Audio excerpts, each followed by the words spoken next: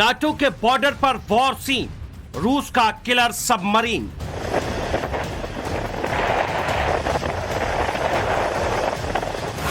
Powerful सेवेरोडोनेट्स्क भूमध्य सागर में high risk.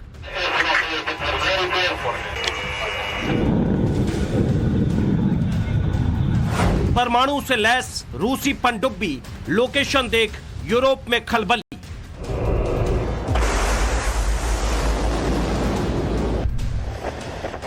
महाविध्वंसक, महाविनाशक, गहरे समंदर का शिकारी, यह है रूस का सुपर किलर पनडुब्बी सेवेरोडोनेट्स्क। ये कितना शक्तिशाली और विध्वंसक है, इसे जानेंगे, लेकिन इसे लेकर पूरे यूरोप में क्यों खलबली मची हुई है, पहले इसे जान लेते हैं।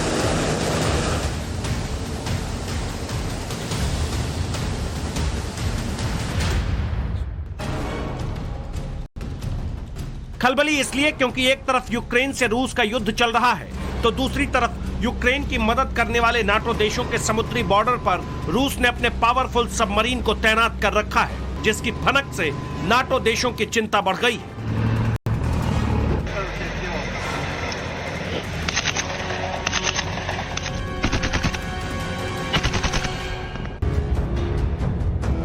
रूस का बेहद शक्तिशाली सबमरीन इन दिनों नाटो देशों के समुद्री सीमा भूमध्य सागर में गश्त कर रहा है।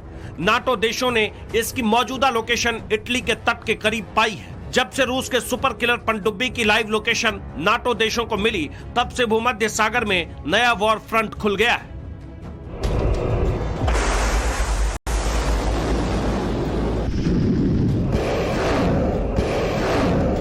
यूरोपीय देशों को टेंशन इस बात की भी है क्योंकि जिस किलर पनडुब्बी को रूस ने भूमध्य सागर में इटली के करीब तैनात कर रखा है, वो पनडुब्बी में घातक क्रूज मिसाइलों से भरी हुई है।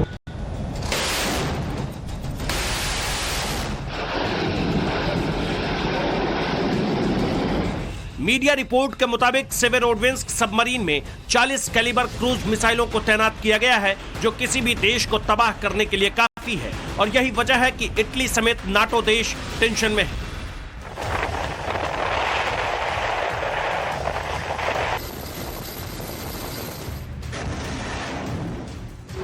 अब ऐसी स्थिति में नाटो देशों के लिए चिंता की वजह यूक्रेन युद्ध से ज्यादा अपनी समुद्री सीमा का रक्षा करना हो गया है। नाटो देश इस पनडुब्बी की लाइव लोकेशन को लेकर बेचैन है। उन्हें डर है कि रूस की ये पनडुब्बी उनके समुद्री सीमा के अंदर घुसपैठ कर रेकी मिशन को अंजाम दे सकती है।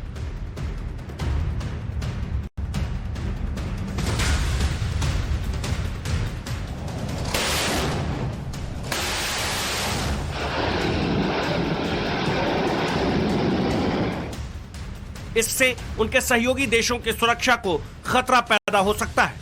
हालांकि कुछ वक्त पहले ब्रिटिश रॉयल नेवी को आयरलैंड के दक्षिणी तट पर रूसी युद्धपोतों पर निगाह रखने के लिए कहा गया था। रूसी नौसेना का युद्धपोत और पनडुब्बी यूक्रेन युद्ध में हिस्सा लेकर लौटे थे।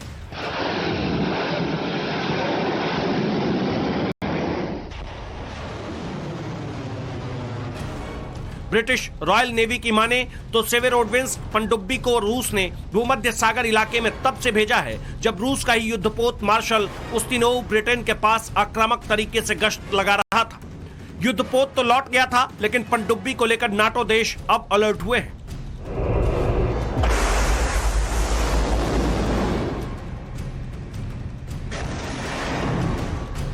वहीं रूस ने अपनी पनडुब्बी को इसलिए भी भूमध्य सागर में तैनात किया क्योंकि उसका यूक्रेन से पिछले 7 महीने से ज्यादा दिन से युद्ध चल रहा है, जिसे लेकर नाटो देशों के साथ भी तनाव बना हुआ है। Bureau report, times now, Navbharat.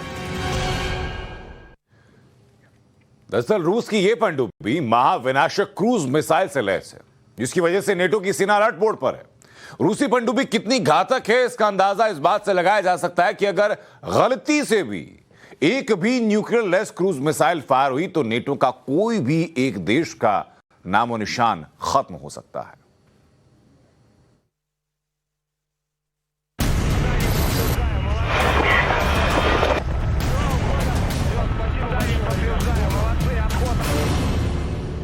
जिस रूसी पनडुब्बी ने नाटो देशों के होश उड़ा रखे हैं,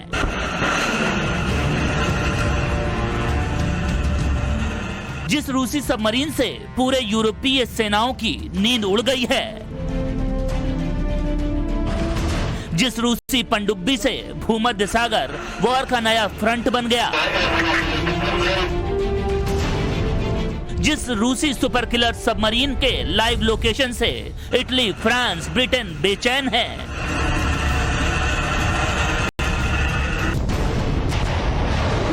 वो कितना घातक और विनाशक है, इसका अंदाजा इसी बात से लग जाएगा कि जब उस पनडुब्बी से मिसाइलें दागी जाएंगी तो नाटो में शामिल किसी भी देश का नामो निशान मिट जाएगा।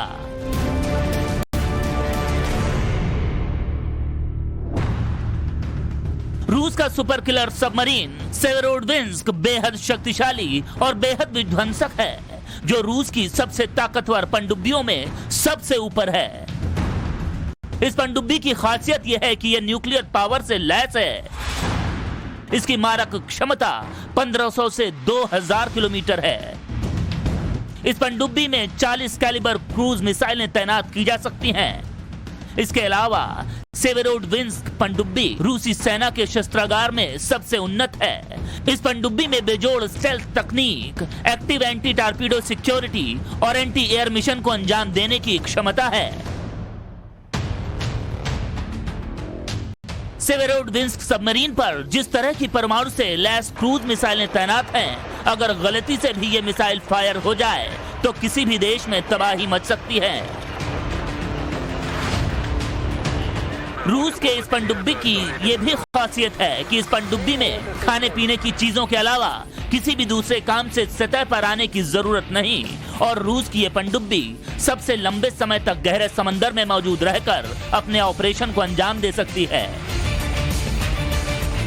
इतना ही नहीं, ये किसी भी देश के रडार सिस्टम से जब चाहे बच निकल सकती है और अपना लोकेशन भी बदल सकती है।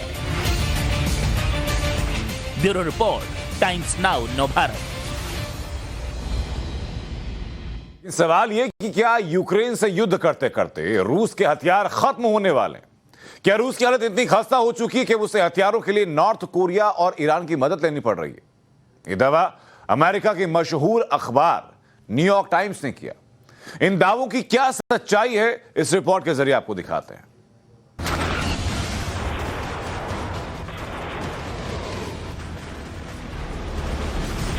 यूक्रेन पर रूस के नॉन स्टॉप बारूदी हमले के बीच अमेरिकी अखबार न्यूयॉर्क टाइम्स ने बहुत बड़ा दावा किया है। दावे के मुताबिक रूस अगर उत्तर कोरिया से तोप के गोले और रॉकेट खरीद रहा है, अमेरिकी इंटेलिजेंस के हवाले से अखबार ने लिखा है कि रूस अगर कोरियाई गोले और रॉकेट का इस्तेमाल यूक्रेन युद्ध में कर रहा है, जो ये बताता है कि प्रतिबंधों की वजह से रूसी आर्मी के हथियार और गोले बारूद का जखीरा खाली हो रहा है। रिपोर्ट में यह भी कहा गया कि अगर उत्तर कोरिया से रूस अभी भी मिलिट्री साजो सामान खरीदने का प्लान बना रहा है, लेकिन सवाल ये कि क्या यूक्रेन जंग में वाकई रूस के गोले बारूद का स्टॉक खाली हो गया, जो वो दुनिया से अलग थलग और चीन के करीबी नॉर्थ कोरिया से खरीदारी को मजबूर है, या फिर यह अमेरिका का कोई माइंड गेम है? रशिया हर दिन तकरीबन 20,000 से ज्यादा आर्टिलरी शेल्स फायर कर रहा था और कई हजार रॉकेट्स और टैंक शेल्स। किसी भी देश के पास में इतने बड़े वॉर वेस्टेज रेट्स नहीं होते, तो बहुत बड़े पैमाने पर रशिया के पास जो है आर्टिलरी एमुनेशन, टैंक एमुनेशन और रॉकेट जो है खत्म हो रहे हैं। चाइना उनको मदद नहीं कर रहा, क्योंकि चाइना भी घबराता है सैंक्शंस का। इस ऐसे माहौल को देखते हुए ये असलियत है, न कि अमेरिका का प्रोपेगेंडा, कि पुतिन जो है वो नॉर्थ कोरिया के किम जोंग से आर्टिलरी एमुनेशन और दूसरे प्रकार का टैंक एमुनेशन और रॉकेट एमुनेशन की सहायता चाह रहे हैं। उत्तर कोरिया से हथियार खरीदने की खबर पर यूक्रेन का भी जवाब आया है। जो नाटो के मानकों को बदलने में असमर्थ है, वो नॉर्थ कोरिया के मानकों का रुख कर रहे हैं, चाहे वो हथियार हो या फिर राजनीति या फिर जीने का तरीका।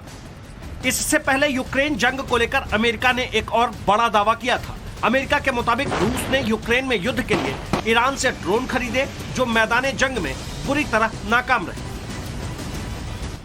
अमेरिकी दावे के मुताबिक रूस ने यूक्रेन की जंग में ईरानी यूएवी मोहाजर 6 और शहीद का इस्तेमाल किया, लेकिन यूक्रेन में ये ईरानी ड्रोन बुरी तरह से फ्लॉप साबित हुए। लेकिन सवाल तो यह भी है कि खुद बेहद ताकतवर रूस की आर्मी का स्टॉक वाकई खाली हो गया है, जो उसे नॉर्थ कोरिया और ईरान जैसे देशों की मदद लेनी पड़ रही है। ये सच है या फिर साइकोलॉजिकल वॉरफेयर का हिस्सा? रशिया एक बड़ा ड्रोन पावर नहीं है, और रशिया के पास उस तादाद में ड्रोन नहीं है जिसकी उसको आवश्यकता है। ऐसे में वो ये हकीकत है ना कि साइकोलॉजिकल वॉरफेयर कि वास्तव में वो ईरान से कुछ दर्जे का ड्रोन खरीदना चाहता है। साथ ही साथ ज़ेलेंस्की ने साफ तौर पे कहा है कि डॉनबास में से भी रशिया को पीछे हटाएंगे और जहाँ क्रीमिया का इलाका है उसको भी फ्री करके रखेंगे। 24 घंटे पहले ही ज़ेलेंस्की ने एक स्टेटमेंट दी है जिसमें उन्होंने कहा है कि डॉनबास के 2 इलाकों में से रशिया को पिछाड़ दिया है और सदन में भी एक इलाके से रशिया को पिछाड़ दिया है।